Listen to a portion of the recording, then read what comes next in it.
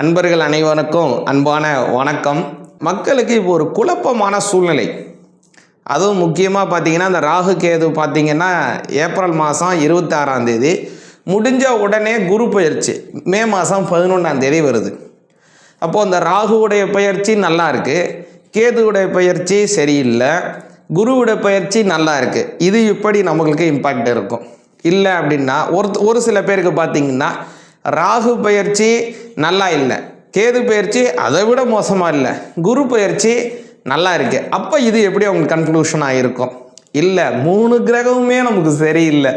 அப்போ நமக்கு எப்படி கன்க்ளூஷனாக இது எப்படி பலன் இருக்கும் அப்படிங்கிறத உறுதியாக இதுதான் உங்களுக்கான நிலைப்பாடு, இதுதான் உங்களுக்கு நடந்தே தீர வேண்டிய விஷயம். அதனால் இதை செய்தால்தான் உங்களுக்கு நன்மை. அது என்ன அப்படிங்கிறத கொஞ்சம் விலாவரியாக பார்ப்போம். விருச்சிக ராசி ஆகிய உங்களுக்கு இந்த ராகு கேது பயிற்சி, இந்த குரு பயிற்சி என்ன பலன்கிறத விரிவாக பார்ப்பாங்க. ஒரு நல்ல ஒரு முடிவான கன்க்ளூஷன் என்னங்கிறத கவனிங்க. விருச்சிக ராசிக்கு எது எல்லாம் ப்ளஸ்ஸு, எது எல்லாம் மைனஸ், எதையெல்லாம் கொஞ்சம் கவனிக்கணும், எதுலலாம் ரொம்ப முக்கியத்துவம் கொடுக்கணும் அப்படிங்கிறதையும் சொல்கிறேன்.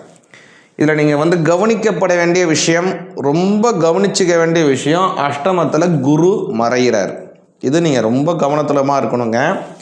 அதே போல் 4ஆம் பாவத்தில் வரக்கூடிய ராகு, இது டூயல்னு சொல்லலாம், ப்ளஸ்ஸுன்னு சொல்லலாம், மைனஸுன்னு சொல்லலாம். இதில் ரெண்டுமே கலந்து இருக்குது.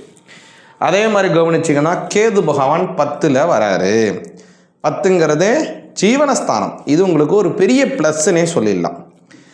அப்போது அதாவது கேது பகவான் ஜீவனஸ்தானத்தில் போகிறாரு. இது எப்படிங்க ப்ளஸ் அப்படின்னா, அதாவது என்ன சொல்லுவாங்கன்னாங்க, 10ஆம் பாவத்தில் பாவி இருப்பினும் நன்று அப்படிம்பாங்க. என்ன அர்த்தம்னாங்க, சில பேர் சொல்லுவாங்க 10ல் ஒரு பாவியாவது இருக்கணுங்கம்பாங்க. அதாவது ஒரு மனுஷனுக்கு வாழ்க்கையில் ஒரு உழைக்கிறதுக்குன்னு ஒரு வாய்ப்பு இருக்கணும்ல.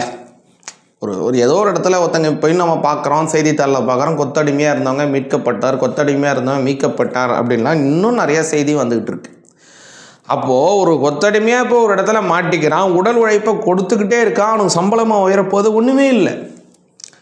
அப்போது ஒரு மனிதன் உழைத்தாலும் அவனுடைய வருமானம் உயரணும் அப்படின்னா ஜீவனஸ்தானம் வலிமையாக இருக்கணும். அந்த ஜீவனம் வலிமையாக இருந்தால் தான் என்ன செய்ய முடியும் அப்படின்னா, ஒரு மனிதனுக்கு வளர்ச்சிங்கிறது இருக்கும். அவன் என்ன வேலை செய்கிறானோ அந்த வேலையை திருப்தியாக அவன் செய்வான். அதனால் ஒரு வேலையை விரும்பி செய்யணும்னா ஜீவனஸ்தானம் வலிமையாகணுங்க. இப்போது அந்த ஜீவனஸ்தானத்தை கேது வலிமையாக்குறாரு.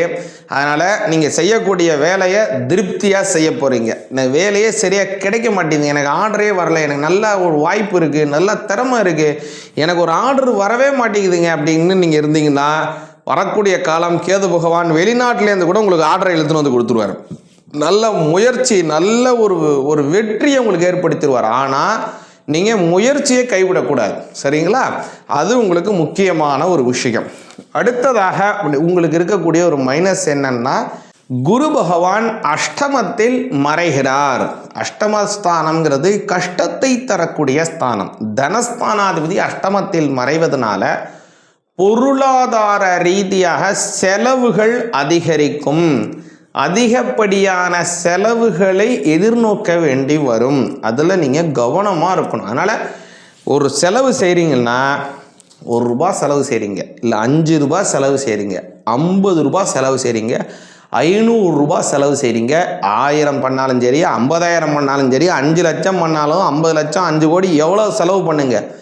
ஆனால் இந்த செலவை செய்கிறதுக்கு முன்னாடி 5 தடவையாவது யோசிக்கணும். யோசித்து ஒரு செலவை செய்யுங்க, அதுதான் உங்களுக்கு நன்மை. அப்படி இல்லைன்னா இந்த மாதம் இந்த செலவை செய்கிறதுக்கு பதிலாக அடுத்த மாதம் செய்வோம், ஒரு மாதம் இந்த செலவை தள்ளி போடுவோம் அப்படின்னு அந்த செலவை தள்ளி போடுங்க. 2ல் ஏதோ ஒன்று நிச்சயமாக நீங்கள் செய்யணும். உங்கள் செலவை கவனிச்சுக்கணும். ஏன்னா 2ஆம் அதிபதி அஷ்டமத்தில் மறைவதனால விரைய செலவுகள் அதிகமாக இருக்குது. முக்கியமாக நீங்கள் அதெல்லாம் கவனிச்சுக்கணும். அடுத்ததாக இந்த ராகு ப்ளஸ்ஸுக்கு ப்ளஸ்ஸாகவும் உட்காந்துருக்காரு, மைனஸுக்கு மைனஸாகவும் உட்காந்துருக்காரு. இவர் ப்ளஸ்ன்னு எடுத்துக்கிட்டிங்கன்னா ஓவர் ப்ளஸ்ஸையும் கொடுக்குறாரு, மைனஸ்னால் ஓவர் மைனஸையும் தராரு உங்களுக்கு. இப்போது 4ஆம் பாவங்கிறது சுகஸ்தானம், மாத்ருஸ்தானம், ரொம்ப மென்மையாக இருக்கிறது, ரொம்ப எளிமையான சேலைகளை செய்கிறதே எல்லாமே இந்த 4ஆம் பாவம் தான். இப்போ அந்த இடத்துல போய் ராகு உட்கார்றாரு இல்லைங்களா, அவர் வந்து என்ன செய்வார் அப்படின்னா, குறிப்பாக உங்களுக்கு சொல்லணும்னா அந்த ராகு வந்து நல்ல ஆக்டிவேஷனில் போய் உட்கார்றாரு. உங்களுக்கு இந்த 4ஆம் இடத்துல உட்காரும்போது ராகு திசை என்ன பலன் கொடுக்கும்? பொதுவாக விருச்சிக ராசிக்காரங்களுக்கு ராகு திசை எப்போ வரும் நல்லா கவனிச்சிங்கன்னா, நல்லா உங்கள் ஜாதகத்தை வேணாலும் எடுத்து பாருங்கள், நான் சொல்கிறது இருக்கும். விருச்சிக ராசிக்காரங்களுக்கு சற்றேறக்குறைய 50 அல்லது 60 70 வயசுக்கு மேலே தான் ராகு திசையே வரும். இப்போ அந்த ராகு தசை வருதுன்னு வச்சுங்க, கேது ஒரு 4-7 வருஷம், அடுத்து வரக்கூடிய சுக்கிரன் ஒரு 27 வருஷம், அடுத்து வரக்கூடியது 37 வருஷம், அடுத்து வரக்கூடிய சந்திரன் 10 வருஷம் 47 வருஷம், செவ்வாய் போய் இப்போ 40 56 70 வயசுக்கு மேலே, அதாவது 60 வயசுக்கு மேலே வரக்கூடிய ராகு தசைங்கிறது ஒரு பிரயோஜனமே இல்லாத தசையாக மாறிடும். எப்போதுமேங்க ஒரு மனுஷனுக்கு, அதாவது 120 வருஷங்க ஆயுள், ஆத்தியந்த பரம ஆயுள்னு பேர். இந்த பரம ஆயுளில் ஒரு மனுஷனுக்கு கரெக்டாக 18 வயசுலேருந்து, அதாவது ஒரு 18 வயசுலேருந்து அவனுடைய 60 வயசு வர இந்த காலம் இருக்கு இல்லைங்களா, இந்த காலகட்டத்தில் என்ன தசை ஓடுதோ அவனுக்கு அதுதான் வலிமையான தசையாக இருக்க போகுது. இப்போது அவனுக்கு கிடைக்கக்கூடிய ராகு தசை எப்போ வரும் பாருங்கள், ரொம்ப காலம் தள்ளி வரும்.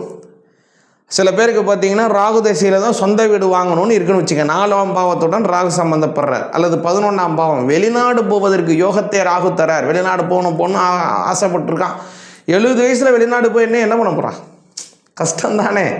இப்போது 70 வயசில் வீடு கட்டி அவர் கொடுத்துட பண்ணுறதோட குழந்தைங்க அவங்க தான் சந்தோஷமாக இருக்க முடியும், அவரால் அதில் இருக்க முடியாது, மாத்திரை தான் சாப்பிட்டு உட்காந்துட்டு இருக்க முடியும் இல்லைங்களா. இப்போ என்னங்க இதுக்குள்ள என்ன நன்மைன்னா, அந்த சமயத்தில் ராகு திசை என்ன செய்வாரோ அதை இப்போ ராகு உங்களுக்கு 4ஆம் பாவத்திற்குரிய ராகு செஞ்சிருவார். உங்களுக்கு அந்த ராகு திசைக்கான பலனை கொடுத்துருவார். சரிங்க, ராகு திசை என்ன பலன்கள் எங்களுக்கு கொடுக்கும்னா, அதற்கு முக்கியமான சாவி, அது ஒரு பூட்டப்பட்ட ரகசியத்திற்கான சாவி எங்கே இருக்குன்னா உங்கள் ஜாதகத்தில் தான் இருக்குது. அதனால் உங்கள் ஜாதகத்தில் ராகு எங்கே இருக்காரோ, எந்த பாவத்தில் இருக்காரோ அதுக்கான வேலையை இப்போ ராகு செஞ்சிருவார். அவர் ப்ளஸ்ஸாக இருந்தால் ப்ளஸ்ஸை கொடுப்பாரு, மைனஸாக இருந்தால் மைனஸை கொடுத்துருவார். இப்போது ராகு பகவான் 11 இருந்தார்னா இப்போ ராகு 4 வர்றதுனால வெளிநாடு போகக்கூடிய யோகத்தை கொடுப்பாரு.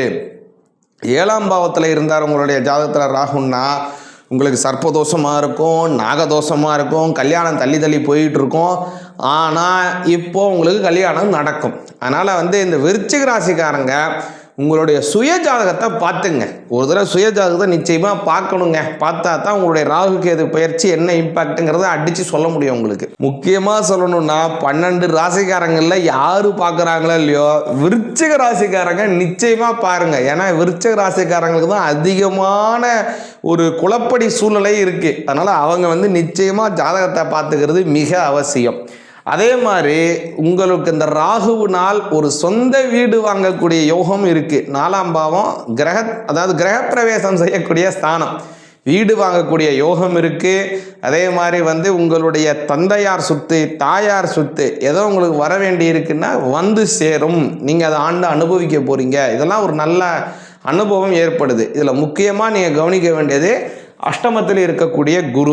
இதை ஒரு கன்க்ளூஷனாக விறுவிறுன்னு உங்களுக்கு தெளிவாக சொல்லிடுறேங்க. விருச்சிக ராசிக்காரங்களுக்கு இந்த ராகு கேது பயிற்சி, குரு பயிற்சினால் ஏற்படக்கூடிய விஷயங்கள் அப்படின்னு பார்த்தீங்கன்னா, தொழில் ரீதியான சில முடக்கங்கள் இருக்கும். கேது 10ஆம் பாவத்தில் இருக்கிறதுனால ஜீவனஸ்தானம் வலிமையாக போது, உங்களுடைய நல்ல பொருளாதார முன்னேற்றங்கள் ஏற்பட போது, உங்களுக்கும் உங்களோட மேலதிகாரிக்கும் அடிக்கடி சண்டைகள் ஏற்படுறதுக்கு வாய்ப்பு இருக்குது. குரு அஷ்டமஸ்தானத்தில் மறைவதனால அதனால் ரொம்ப கவனமாக இருக்கணும். பொருளாதார ரீதியான கொஞ்சம் முக்கியமாக நீங்கள் ₹1 செலவு பண்ணாலும் கவனித்து செலவு பண்ணுங்கள். பொருளாதார எதிர்பாராத செலவுகள் இருக்குது. இதில் ஒரு பெரிய ப்ளஸ் அண்ட் மைனஸ் சேர்ந்து இருக்கிறது ராகு பகவான் தான். 4ஆம் பாவத்தில் இருக்கிறதுனால உங்களுடைய சுயஜாதக ரீதியாக ஒரு நல்ல ஒரு அப்பும் இருக்கலாம், ஒரு சில சமநிலைகளும் இருக்கலாம், ஒரு டவுனும் இருக்கலாம். முக்கியமாக உங்களுடைய சுயஜாதகத்தை பார்த்துக்கிறது மிக மிக அவசியம். இதில் முக்கியமாக சொல்லணும்னா சொந்த வீடு வாங்கக்கூடிய யோகம், அல்லது இடமா எங்கேயோ வாங்கி போடக்கூடிய யோகமோ, அல்லது வாகனத்தை மாற்றக்கூடிய யோகத்தையோ இப்போ ராகு உருவாக்குறாரு. பூர்வீக சொத்துக்கள் உங்களுக்கு சேருவதற்கும் அதை ஆண்டு அனுபவிப்பதற்கான பாக்கியத்தையும் இப்போ ராகு உங்களுக்கு உருவாக்குறாரு. முக்கியமாக நீங்கள் செய்ய வேண்டியது என்னென்னா, அஷ்டமத்தில் குரு மறையிறதுனால வியாழக்கிழமை தோறும் மகான்கள் வழிபாடு, குரு பகவான் வழிபாடை செஞ்சுவாங்க. வியாழக்கிழமையில் உங்களுக்கு ரொம்ப பிடிச்ச மகான் யாரோ, சீரடி சாய்பாபா, அதே போல் வடலூர் ராமலிங்க அடிகளார், ராமகிருஷ்ண பரமஹம்சர், விவேகானந்தர், உங்களுக்கு யாரை பிடிக்குமோ, ஆதிசங்கரர், ஜெகத்குரு சுவாமிகள், யாரை பிடிக்குமோ அந்த சுவாமியை போய் வணங்குங்க வியாழக்கிழமையில். அதே போல் குரு பகவானுக்கு கொண்டக்கடலை நிவேதனம் செய்து வணங்கி வாருங்க. நல்ல பலன் பரிபூர்ணமாக கிடைக்கும். சிவாய நமக.